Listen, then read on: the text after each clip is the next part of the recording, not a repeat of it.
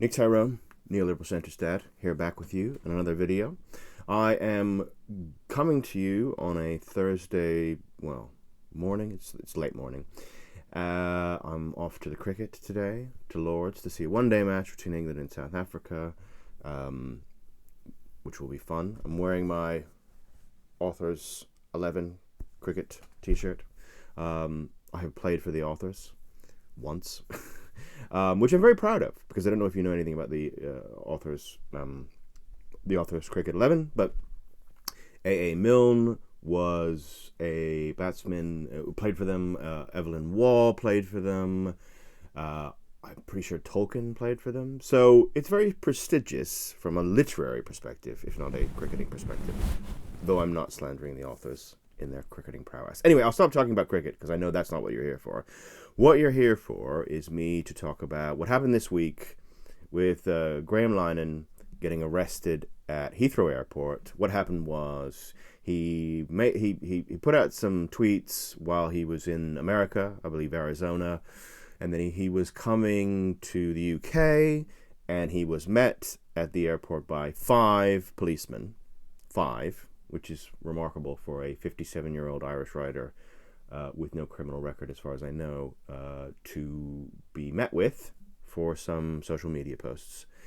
I've read the social media posts. I don't have any problem with them, but actually beyond the fact that I don't have any problem with them, the idea that they meet any sort of form of criminality is frankly insane to me.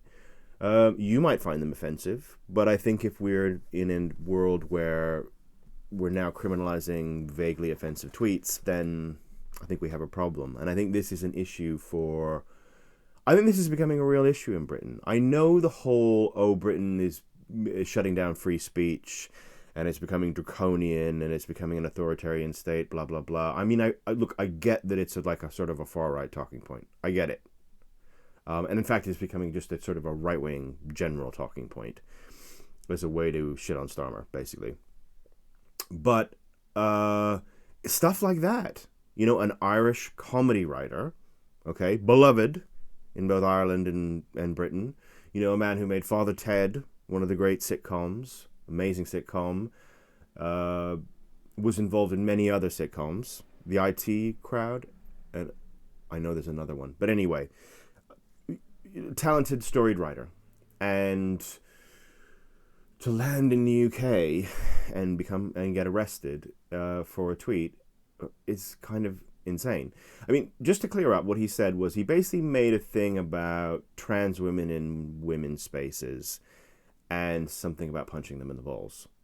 I mean, I just think that doesn't come anywhere close to the level of criminality. And I think it might be a turning point, actually, in the UK, because I think for a lot of people who would tend to see the whole we're shutting down free speech in Britain as a right-wing talking point, who are centrist or on the left, will kind of go, that's a bit,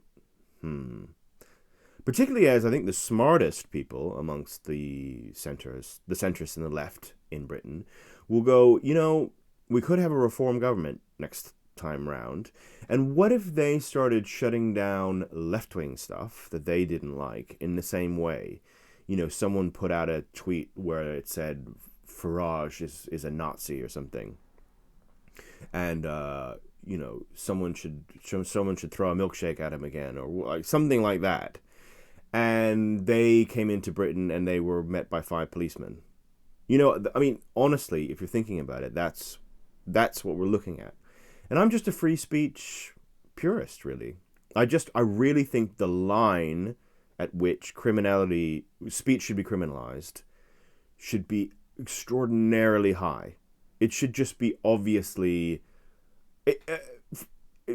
offense doesn't come into it. It should be threatening the life of an individual. So I'll give you an example of what I think would be a a tweet that I would say, fair enough, this needs to be criminalized. So I've got about 77,000 followers on Twitter, so I've got a reasonably large following. If I put out something about a specific person and I named them, okay, and then I said, they live at this, and I gave out their address with the postal code, everything, and I said, this person is harboring children that he is molesting. And let's say that was completely libelous on top of just what I'm about to get to. Okay, and I said, I think you need to go in there and break in and hurt this man and get these children back. Even if nothing happened, okay, if I put that out, I think I have broken the law. I think fair enough, that's incitement to violence. Just unquestionably. I kind of think it needs to be at that level. And the thing that I find odd is I don't think that many people agree with me. I mean, across Western Europe. I'm not just talking about Britain now.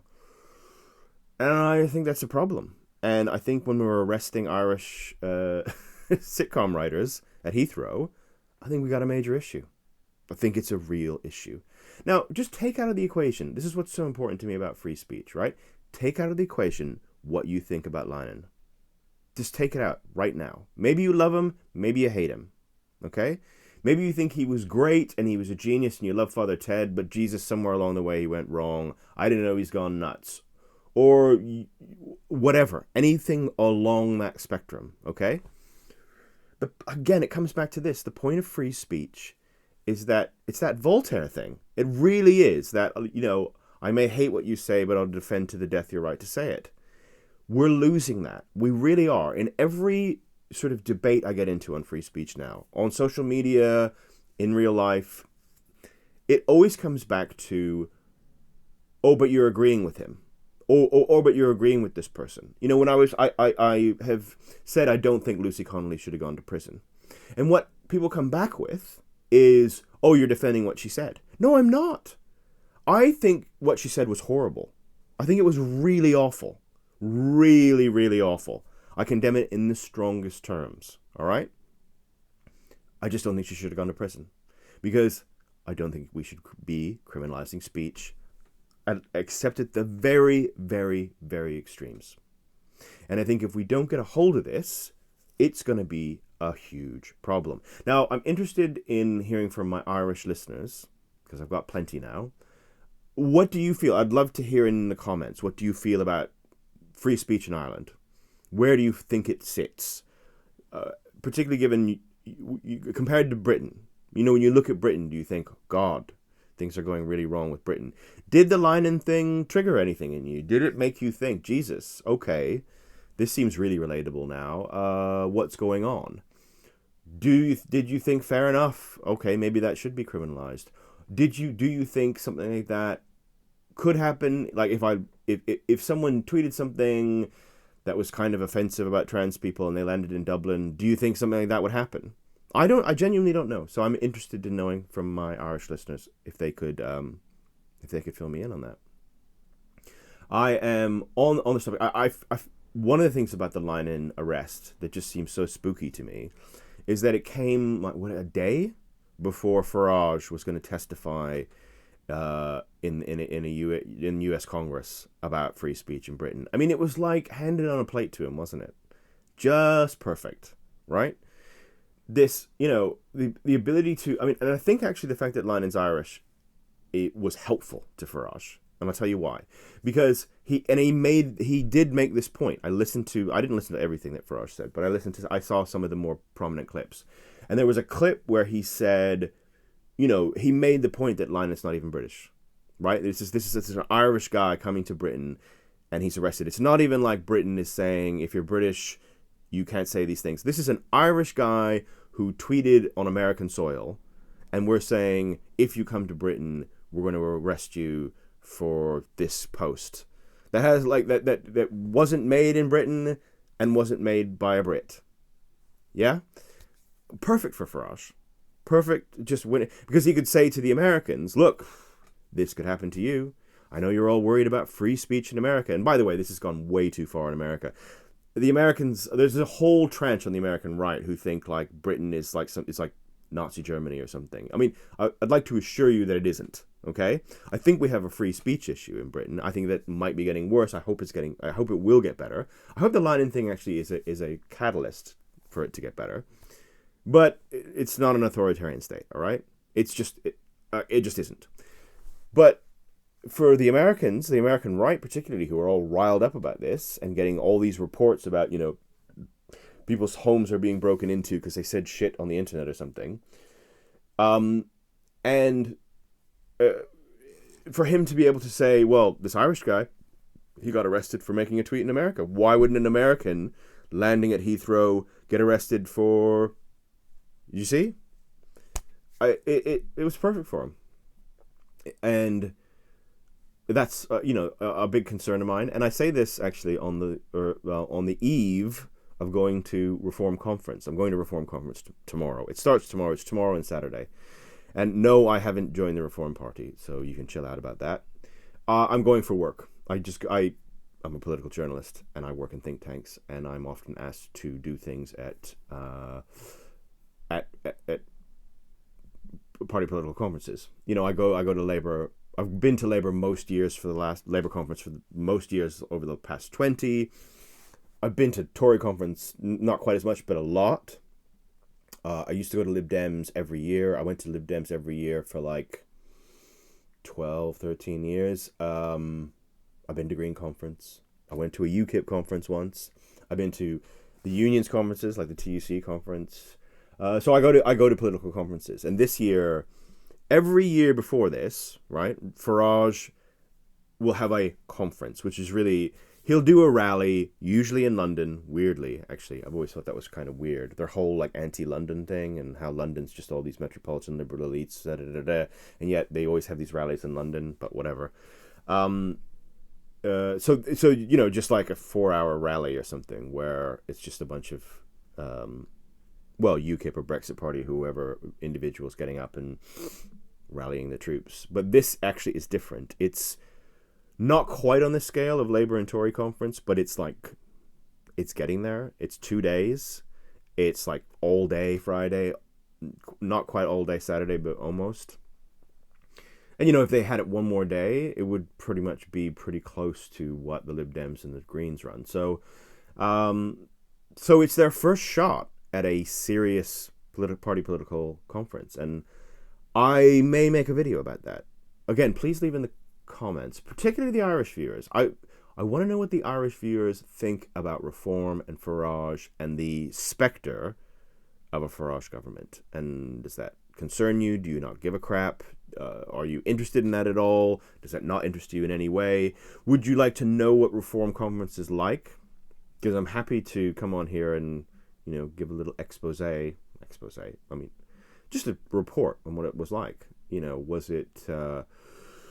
Was it interesting? Was it boring? Was it well organized? Surprisingly, maybe well organized, or was it a complete shit show? I mean, I'd be happy to make a video on that since I'm going for work anyway. So let me know. I can lay that down. Would love to hear about that. Closing on Linehan, because I want to try and keep this brief and to the point. Yeah, scary. I think it's scary. And I mean, the one thing that isn't scary about it, I think the one positive that's come out of it is I really do think it's woken some people up who were, centristy types who, it's not that they want to defend Linehan. It's not that they like Linehan or that they are protective of Linehan. It's that, okay, hold on. So this is the level of criminality. I mean, I could just about imagine tweeting some of that stuff. And I've probably tweeted stuff that's like maybe more risque than that myself over time. Do I want to get off a plane and have 5 Met cops with guns taking me to prison? Not really.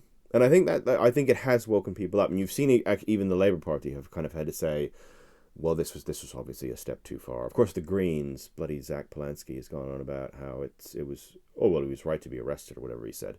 I mean, but he's just a prat, so it doesn't particularly matter, and he really doesn't matter because the Greens don't really matter. So that's another thing. But anyway, I think you've seen it from a lot of mainstream politicians, saying this is, that it was wrong. Of course, the Lib Dems, as far as I know, didn't say anything, but that's just, the Lib Dems being a constant disappointment to me. That will go on, and that's just an unfortunate thing. But anyhow, thank you for listening. If you've got this far and you haven't subscribed to the channel yet, I'd love for you to do that. That'd be lovely, because every subscription really just helps. Like the video would be amazing as well. Leave a comment. Be lovely. A nice, intelligent one, or even a rude one if you want. I don't I don't really care. Everything bounces off me. I've been abused on Twitter way too long to really give the slightest crap about rude comments. I'm immune to them now. So yeah, love to hear from you. And I'll be back next time, maybe with a review of Reform Conference, if you guys want it. But let me know. Let me know. And if you have any other things that you want me to do, I'd love to hear that in the comments as well. I'd love comments. I had a lot of comments from you guys about how, now that you're back in London, what do you think about, what's your reflections on Ireland, particularly in relation to the current situation in Britain? And I did a video on that a couple of days ago, from this when it would have come out, and it's got a hugely positive response. So I'd love to keep doing, audience-driven stuff with you guys, because I like you. And I like the fact that I can build a community. And it's fascinating to me to have so many Irish viewers now. I think it's really great, and we'll keep exploring that. Anyway, I'll leave you there. Nick Tyrone, Neoliberal Centre Stead, thanks for joining me.